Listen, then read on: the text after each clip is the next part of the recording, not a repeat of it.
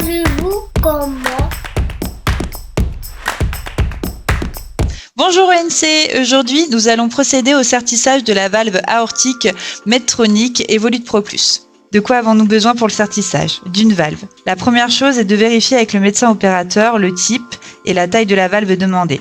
Ici, une Evolute Pro Plus 26 mm, une valve auto-expansive. Nous avons aussi besoin des composants du système de compression, le cathéter de chargement, le tube guide, dit la cuillère à miel, le tube guide du système de compression, les cônes de compression courts et longs, et pour finir la butée. Nous allons maintenant préparer le cathéter de chargement. D'abord, il faut retirer les verrous raccordant les deux parties de la base du chargement. Soulever le connecteur rectangulaire et le faire pivoter anti-horaire à 180 degrés. Nous retirons après les verrous bleus et détacher le bac de rinçage dans lequel sera versé 500 ml de solution saline stérile à température ambiante. Fixez les deux parties, remplissez le bac de chargement de 2 litres de solution saline stérile froide. Nous pouvons retirer la bioprothèse de son contenant après avoir vérifié au préalable la qualité de son conditionnement et de son indicateur. Ne pas utiliser en cas de dégradation.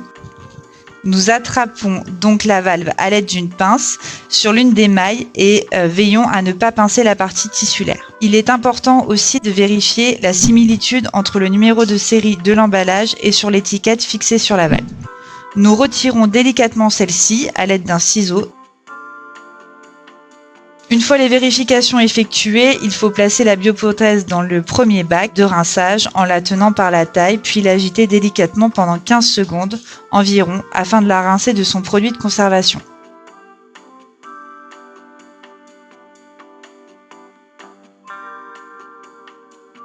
Nous commençons par ouvrir la capsule à l'aide de la poignée de largage, sens anti-horaire jusqu'à la butée. Nous purgeons ensuite la capsule à l'aide d'une seringue de 10 ml d'eau froide en positionnant le cathéter à la verticale, puis immergez lentement et totalement le cathéter sous l'eau tout en continuant la purge de la capsule. Gardez ensuite le cathéter immergé à l'aide d'un verrou et placez les éléments du système de chargement dans le bac. Attention, laissez la seringue de purge en place sur le port de flush afin de réduire la pression dans le cathéter et donc d'éliminer les échecs de chargement.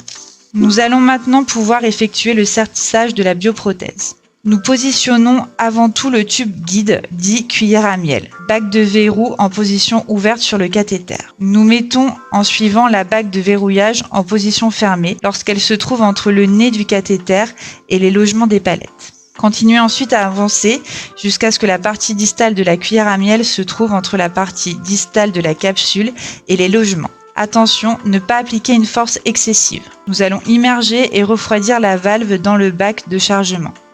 Maintenez l'extrémité du cathéter dans la solution saline stérile froide jusqu'à la fin du sertissage afin de limiter la pénétration d'air dans le système. Nous insérons maintenant la partie basse de l'armature de la valve dans le cône de compression jusqu'à la butée bleue. Partie visible de la butée vers le haut. Nous vérifions que la valve soit bien positionnée au fond du logement, qu'elle soit circulaire et sans plis ni défaut. Vérification effectuée, nous fixons ici le cône court dans le cône de compression en veillant à ce que tous les montants soient capturés. Après avoir placé le tube guide dans le cône de compression, vérifiez le parallélisme des palettes et les montants et ajustez manuellement si besoin. Nous pouvons ainsi insérer l'ensemble sur le cathéter jusqu'à recouvrir les logements dorés. Reculez le tube guide pour positionner les palettes dans leur logement. Il est important de vérifier à ce moment-là que les deux palettes soient correctement positionnées dans leurs deux logements et que leur tige soit bien insérée dans la rainure centrale.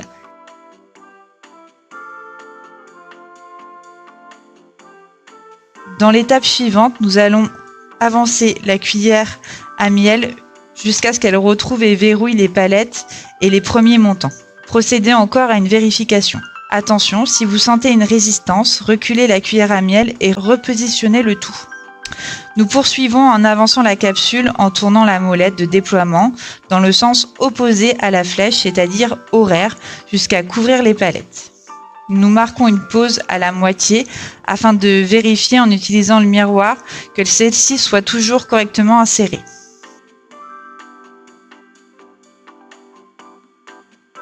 Continuons le chargement.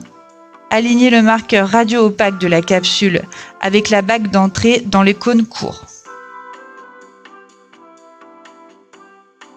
Retirez en suivant la butée bleue ainsi que le tube guide. Réalisez un point fixe sur la cuillère à miel et avancez le cône de compression vers celle-ci dans un mouvement rectiligne et continu. Attention, maintenir l'ensemble du système aligné. Nous avançons maintenant la capsule jusqu'à ce qu'elle atteigne une distance de 5 mm environ du nez du cathéter.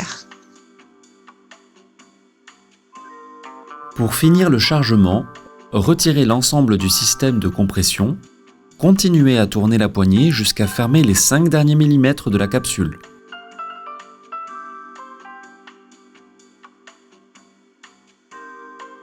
Pour finir, nous retirons le stylet de la lumière interne situé à l'extrémité distale du cathéter. À ce moment-là, il est important d'effectuer un contrôle visuel et tactile de la capsule. Si le chargement est correct, nous purgeons la lumière du cathéter au port de flush de l'extrémité proximale, la gaine de stabilité sur le port de l'extrémité proximale de la poignée,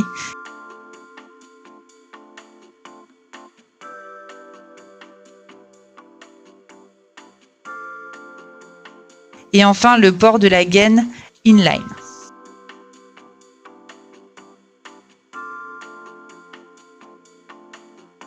La valve est prête.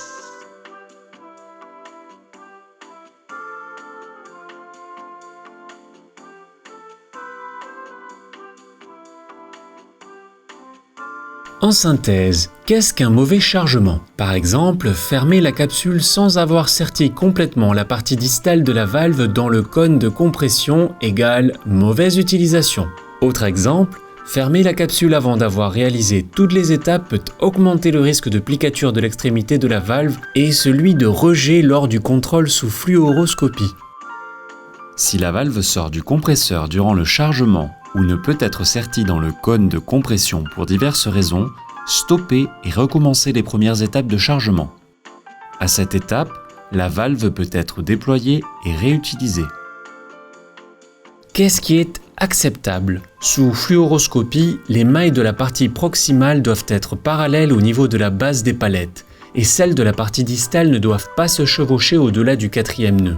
La présence d'une dilatation dans la partie distale du système 14F est acceptable en raison de son bas profil. Alors, savez-vous sertir la valve Evolute Pro Plus? Maintenant oui.